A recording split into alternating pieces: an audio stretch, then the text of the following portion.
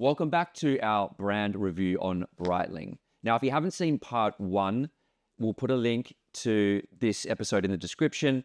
We are essentially cutting the Breitling history in half. We're looking at the early days, pre-2017 buyout, and part 2, which we're talking about today, is going to be what happened to Breitling after it was bought out by private equity in 2017, because it has changed a lot. It is not barely recognizable, but is a completely different brand. And I think it's going to be exciting to talk about, like, can you change the essence of a brand? Can you actually make it into something new? So stay tuned. We're going to get stuck right into it.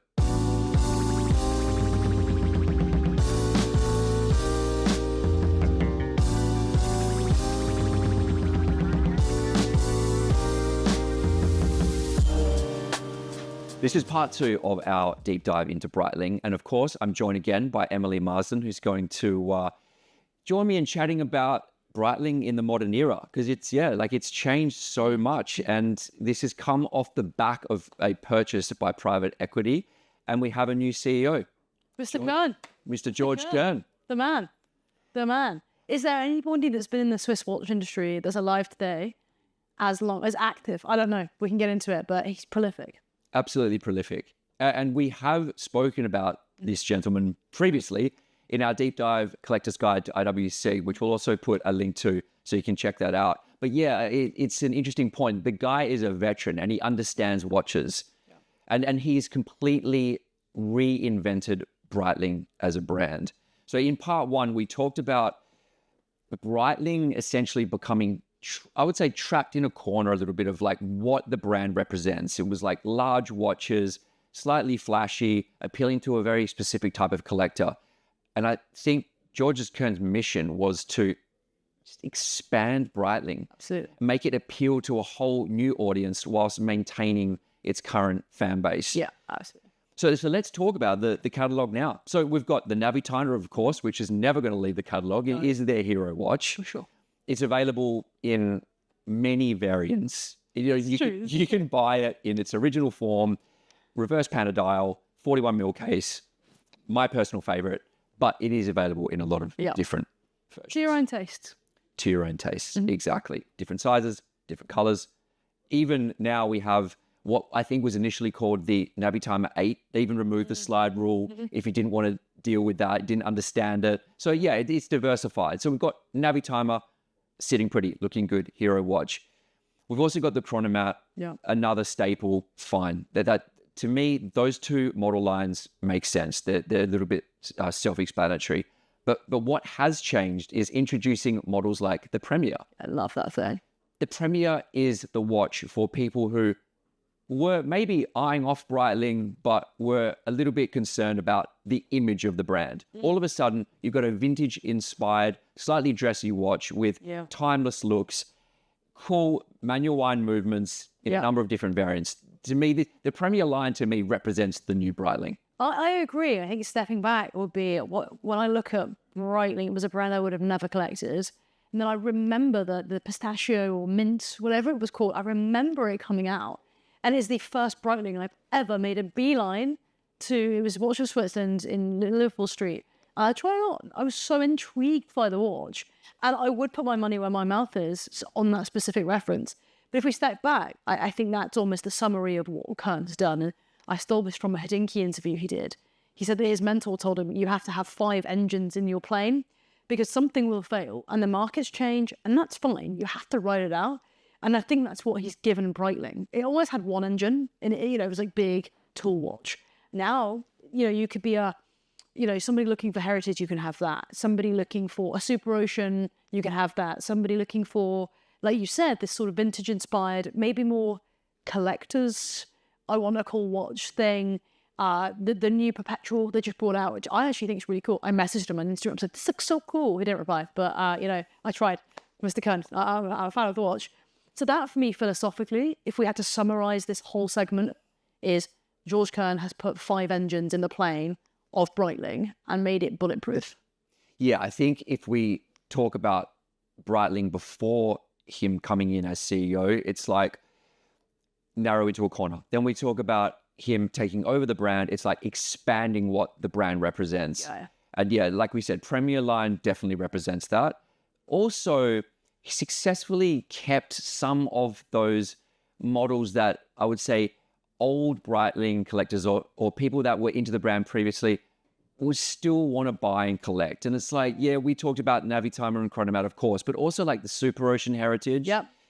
That is a perennial favorite at Breitling, stays in the catalog. So the Avenger is still there. Like, it's not like he came along and completely just killed off everything that Breitling stood for before. There's still the essence of that. But I think with the Premier line, and also I wanted to touch on the Top Time as well, as new watches coming into Breitling that to me just offer something new for that brand. And I look at my own personal assessment of Breitling, and like before there wouldn't have been many watches I want to own from them. You know, Navitimer, yes. Chronomat, yes. But now the Premier line, definitely. Top Time, definitely. Like I was looking at the chronograph Top Times in the cushion case, specifically the one with the Martini livery. Yeah. Especially if you're a car guy like I am, that is a cool watch. And I love that piece.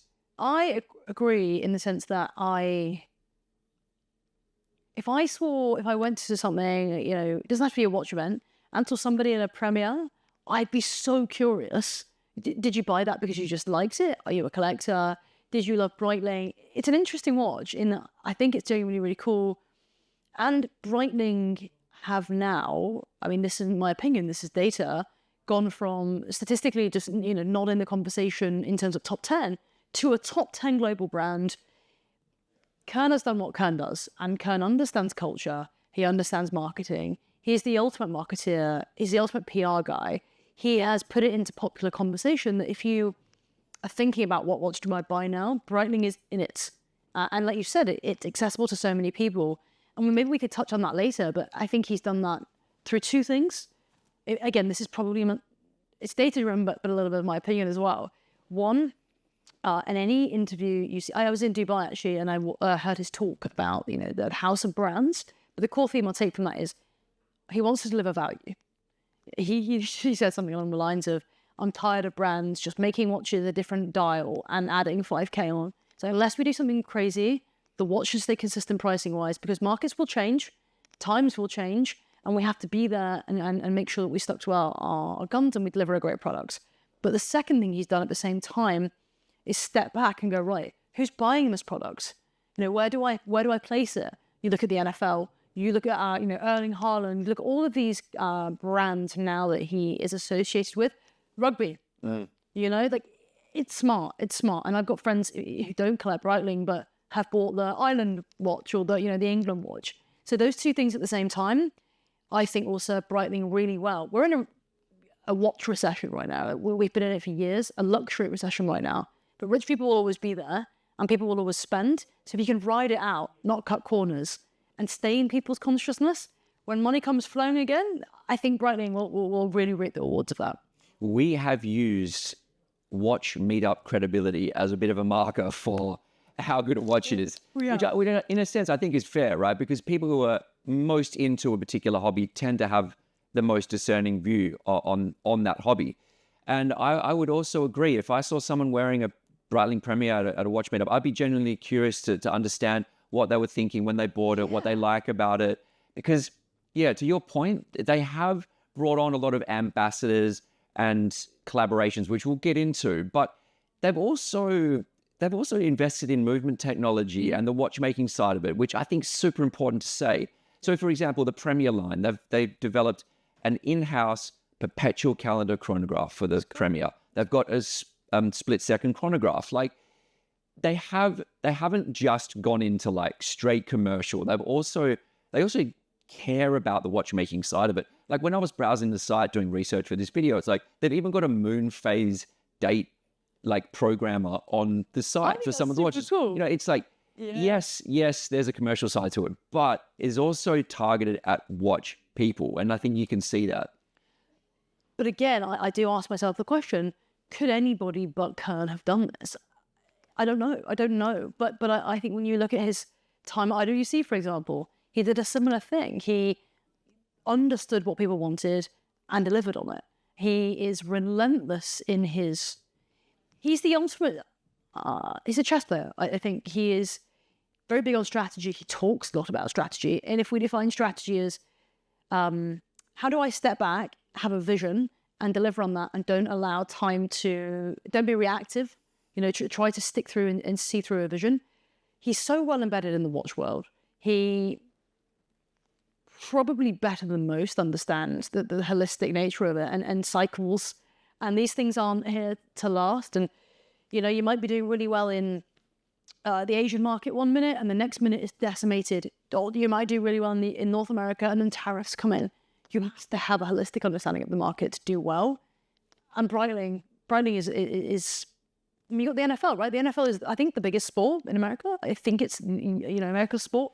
And then you take rugby. That he understands. I think he's cherry picking in a nice way the vein of culture. Yeah, it's like audience diversification. Yeah, that's how I see it. And like I said before, it's not like they gave up on watch collectors or Breitling fans from before. It's just that they've realized that to grow Breitling as a brand, like they do need to speak to other people. And you can see that in the model lines. It becomes very clear. You look at the ambassadors as well and the collaborations with different sporting codes. It covers a lot of grounds. You've got Six Nations Rugby, like you said, there's Premier League involvement, there's the NFL, there's this, Kelly Slater is an ambassador. That's a cool one. There's a Super Ocean heritage with a Hawaiian motif on it. God, Kelly Slater is an ambassador. That's cool. That's a power move. I think it's a power move. I think having a surfer as an ambassador for a luxury watch brand is cool. I'm surprised other brands haven't done that. I know Tudor sponsored a surfing competition a little bit. Like they've dabbled in that world, but I think IWC did it well with Eileen Gu. Actually, I know she's not surfing. It's equivalent on the snow, I think, in a lot of ways. But it's very cool. Almost taps into a younger audience, probably, or certainly a counterculture audience. Whereas I think of the rugby crowd in the UK, and it's you can define that in quite a different way. Indeed. I mean, I was thinking as well, what watches would I want to own in the current Breitling catalog? That's a good question. So if I had to pick a few, I would say, yes, I'd still be going for the base Navi timer. And at this point, I'm starting to sound like a broken record. But to me, it is such an important historical watch. And why not get the latest version of it? It's in-house chronograph, very well-made piece. I would recommend buying it in the 41mm case, reverse Panda dial in those kind of original specifications. Go 100% Fits me with the brand, well-made, solid thing, lasts your life. Yes, yeah. Okay. And it's easy for people to be distracted because there are many, many, many, many variants of the Navi timer in the current catalog. But for me personally, I would always recommend the original design. I think that's the best looking Navi timer and the most historically faithful. Yep, fine. How about you on your side? What would I buy? Well, do you know what? I wouldn't, it's not aesthetically me, if I'm honest. It doesn't mean I don't like the Navi timer. I also associate it with I don't know, it just didn't do anything for me. That doesn't mean to, I can, look, I've got two answers. One could be, doesn't do anything for me, therefore I don't understand why people buy it. Or I could be a bit more of a realist and say, doesn't do anything for me because that's life. Some people like green, some people like red. It's just because of the aesthetic. But technically speaking, and in terms of provenance, I'm super into it. And if I liked it, I would buy it. It's just not for me. Yep, I understand that. It's just staying quickly on the Navi timer line, because in part one, we spoke about the Navi timers linked to space as well as aviation, the Cosmonaut. The current catalog, I don't know if there's still any for sale, but they had a commemoration Cosmonaut. They did. I'd have bought that. Yeah, so it's in for that. It's in platinum. It's a big boy. Big boy. And I think it was like 1 of 30. That's cool. That's properly low numbers. I would respect that. Incredibly expensive in platinum, but that's a cool memento piece. If you were looking for an historical throwback in the Navi timer range, that would be a cool watch to own. Yeah, like for example, if I had, if I was Elon Musk, I'd probably try and buy the original one. It's like, it's cool. There is something in that that's cool. Aesthetically, it still isn't for me, but it maybe has something going for it that the traditional Navi timer doesn't. That would make me lean to buy it. It wouldn't be my first choice still, but I'm more interested in it. Okay, so you walked into a Breitling boutique today. What would you gravitate towards? Yeah, it's got to be the Premier for me. If I'm honest with myself, the first watch I'd buy would be the Premier. I do actually really like the Super Ocean, but not the traditional massive Super Ocean. I think it's like the 43 or 44. It's quite big. They did some smaller ones, which it sort of reminds me of a Black Panther 50 Fathoms. It's just, there's something rugged to it. I quite like it. And I think that those two together for me would be really cool. Breitling. You know what? I would also buy the emergency watch as well. I'd actually. You do it. Yeah, I've thought about it for years. I just can't carry it, and it doesn't suit my aesthetic. And honestly, aesthetically, it's not for me. But if I had a 3-watch Breitling collection, it would be that. The Premier with the mint, was it mint or pistachio, something like that, and the Super Edition. That's what I'd buy. Okay. What's your 3 watches? Yeah. Okay. So I'm going the Navitimer, as I said. I'm probably going to get. This is like a money no object. I'm probably going to get the Premier Perpetual Calendar Chronograph Anniversary model. That's cool. And a third watch, I'd go Top Time Chronograph Cushion Case. Yeah. Either Black Dial or Martini Racing. I think you go Martini. Something tells me. I'd be leaning towards Sorry, Martini. why not? Yeah, I think I would. But it's funny reflecting on that catalogue because there is quite a lot of watches that I would happily wear in the Breitling catalogue. And I probably wouldn't have said that in 2015. No, definitely wouldn't have said that. That era is the era when I was permanently on Hodinkee and aspiring to own a watch one day. Breitling was so far away from one day I want to own conversation. Look, by the way, I'm not saying that everyone should think that. It just didn't do it for me. Whereas now, there is just more appeal to it. You don't just have to have an avatar. Would you say, okay, I think at this point, most people would say Breitling is a commercial success since the takeover, and that Georges Kern's done a very good job on that. Would you say it's really resonating with collectors again? You know what? I'm going to go pretty bullish on this and say yes. We don't know specifically whether it is a commercial success. We know what they tell us, and Kern will tell you that it's going well. I believe that.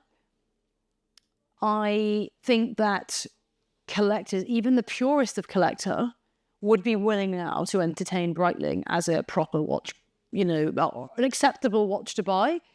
And look, I don't want to sort of inject snobbery into it because I think you should buy what you like and whatever, but I'm talking just purely on value here. Like, is it value for money? Do you get a cool design, well-made thing, cool provenance, and something that, you'll be proud of in 5 years? And I do think Breitling is deeply in that conversation now. I put them with Omega. I put them with IWC. Certainly price point with IWC, which are, not insignificant amounts of money. And if I was choosing between those brands now, it would be in the conversation, which I would have never said before. Never. Yeah, it's an interesting one. I think a lot of people will probably say a similar thing, right? Myself included. Why? Why though? I think a lot of it is aesthetically driven. Yeah. Like, I never had an issue with Breitling as a brand in terms of its historical relevance. It's just that when I'd look at the catalog, I'd be like, there really isn't anything in this catalog that I specifically want to own and buy. Yeah. Whereas now, looking at the cross section of the collections, like, there's a lot of stuff in here that aesthetically I'm liking the look of. And then when you combine that with the fact that they have invested in the watchmaking side of things too, it's like all of a sudden you're like, yeah, Breitling has legitimate credibility. They're sort of ticking all the boxes. Yeah. History, watchmaking, and an aesthetic for a more diversified audience. Question for you. How do you feel about their, and actually we could be curious to what other people think, their spend on partnerships? Because I don't imagine it's cheap. You've got big brands and then people themselves, like Erling Haaland as a person, or Kelly Slater, and then brands like the NFL, right? Huge, insane. I'm sure it works both ways. But I'll weigh in and give you my honest take, is I think quite often brand partnerships can go the wrong way. I don't think in this case it has, because I think it's been chosen in a way that's interesting. And it's not just, some random celebrity that's cool at the moment. Mm-hmm. It's kind of niche in some ways, which is Breitling. I think the ambassadors match them. But what do you think? Do you think it cheapens the brand? Does it make you like it more or less, or are you indifferent? I'm not an enthusiast of brand ambassadors. Okay. And I think that partly comes from being a watch enthusiast means that I want to make my own decisions about whether I like a brand or not. I don't want a paid celebrity to be dictating whether I should like it. And in that sense, I've never really understood why brand ambassadors work so well, because they're essentially paid for wearing a particular watch or any product that they're promoting. I understand why Breitling have done it, because clearly ambassadors do work. And if you see a person wearing a watch, even if they've been paid for it, it creates a certain vibe, right? Yeah. I understand that. But what about the other way of, would you, do you think it's cool to have a Six Nations watch where you can have, your team themed on a watch? That's a little bit more difficult for me to answer because, like, Australia are definitely not in the Six Nations. No eyes. That's a problem. But yeah, kind of on that theme, like, if it was something that I was really into myself, Yeah. then it's a different conversation. I guess like the car one, right? Yeah, look, the Martini livery, that added a little bit of extra appeal to me. So it does work in some ways. It does. I think the problem for me lies more with ambassadors because I'm like, would that person be wearing that watch if they weren't being paid? Do you remember Barry Keoghan? And then he was an Omega ambassador about a year ago. And then he was in an interview and said something like, doesn't keep time because I don't set it or something. It's something really silly to say when you're a watch ambassador. And then very quietly, he seems to have never been in any ads. And then last week, Sabrina Carpenter, his ex, this is my Hello magazine for you all, was posted a picture and she just covered in Omegas. I don't know if that was brand placement, but it worked on me. I was like, okay, there was something in that where she clearly got them from somewhere. It's a PR thing. Yeah. Didn't buy 30 Omegas. Oh, well, maybe she did. I don't know. But there is, I think, a subtle to it if you can be crafty and creative and maybe not make it so obvious. I personally think brand placements and celebrity and placements can work really well. I think the red carpet and the gala dinners, all that stuff doesn't excite me because I know that they're just there, sort of pulling their wrist up. But, if you blur the line, for example, Ed Sheeran and IWC, that's quite a blurred line between collector and placement. Yes. I think if an individual would buy or has bought that brand in the past and worn it and then becomes an ambassador, that's super cool. Yeah. Look, it's part of the commercial world, especially in the luxury space, ambassadors. I totally understand it. It's just that, I get why Breitling have done it. To me, it adds absolutely nothing to the brand. And by someone being paid to wear the watch, it doesn't influence my personal decision to buy a watch in any way, shape or form. But clearly it does for other people because they pay a lot of people a lot of money. But it wouldn't stop you buying it. It wouldn't stop me. So therefore, I think it's actually quite net positive because I think what it's doing, if we think of Kern as somebody who wants $1 billion in turnover, that's his target, $1 billion in turnover, which is astronomical. You need market share. How do you get market share? Well, first off, you need a good product. Without a good product, you're not going to dominate. You need a great product, and then you need eyeballs. What bigger eyeballs do you want in the NFL, football, in Europe specifically, and rugby? I think he's chosen very well in terms of even just having the Breitling name around those stadiums. Oh, what's Breitling? Oh, that's cool. And it's not as in your face as, it's not just about Haaland wearing the watch. It's, for me, I think it's just that it's an eyeballs thing. So commercially, it's got to be a positive there. I don't look at it, doesn't turn me off the brand. No, me neither. And look, those investments are very expensive. I'd imagine Breitling is spending a lot of money on that. But of course, like you said, then it brings eyeballs onto the brand to audiences that might not have been familiar with Breitling before. Yeah. So in that sense, look, like you said, it is probably a net positive, unless you really dislike someone who was a brand ambassador. That's just bad luck, isn't it? Yeah, that would turn off a few people. But in general, no, you're right. It doesn't impact on people who are already loyal and interested in the brand. And I think linking to that, if we had to think, okay, deep dive into Breitling, you've got the history being set in part one, maybe a little bit of a narrowing towards the end. Breitling now is an expansion, but controlled expansion, not skews for no reason, not just, hey, let's have 100 iterations for no reason. I believe in the strategy. I see where they're going. And you look at Kern now, you've got the house of brands, right? You've got Breitling, Universal Genève, who've just, had a stellar release. And who's the third brand? Gallet, there we go, and Gallet. And so Gallet's at the sub 5K, Universal Genève is crazy cash. And then Breitling somewhere in the, Omega, IWC, probably best part 10K sort of domain. That to me screams strategist again. He understands that to get market share and to get dominance, you build 3 great products. You got Air, Land, Sea again, which is the Breitling thing. Breitling is still all yellow and black. It's the Breitling colours. But you walk into all of the Breitling spaces and you engage with anything like, the Universal Genève stuff, I think you can feel a sense of luxury now, which maybe was missing for a while, and you feel what you're buying. And I think that's the Kern era. It's great products, well marketed. I think to answer the question, has Breitling been reinvented successfully? The answer is yes. Yeah. Or has it successfully replaced its brand equity and made itself a brand that you look at and go, you know what? Fair enough. They're in the conversation. Hell yeah. Well, that feels like a nice place to wrap up. But we also want to know what you guys think, because, I mean, do you own Breitling? Would you own Breitling now? Or perhaps you didn't like it before. Now you would entertain the idea of owning one. Or the other way. Or the other way. Right? Like, do you hate modern Breitling? And actually, we've missed the point, because to be fair, we're not Breitling and like core enthusiasts, right? We're not collecting the old stuff, and we know the niche references off by heart. And there will be those people out there, and they're the people I'm curious, like, do you like the direction of new Breitling, or do you think that actually something has been missed? Both ways, I think, a fascinating conversation. I can't wait for the next few years of the brand. For sure, it's going to be exciting. Yeah, guys, let us know. It's a really interesting brand at this time, and it's going to be curious to see what they do in the next couple of years. But always, if you're liking the content, please like and subscribe, as it really helps us to grow the channel. And we'll be back soon with some more content. Emily, thanks for joining us. Thanks for having me. Take care. Bye.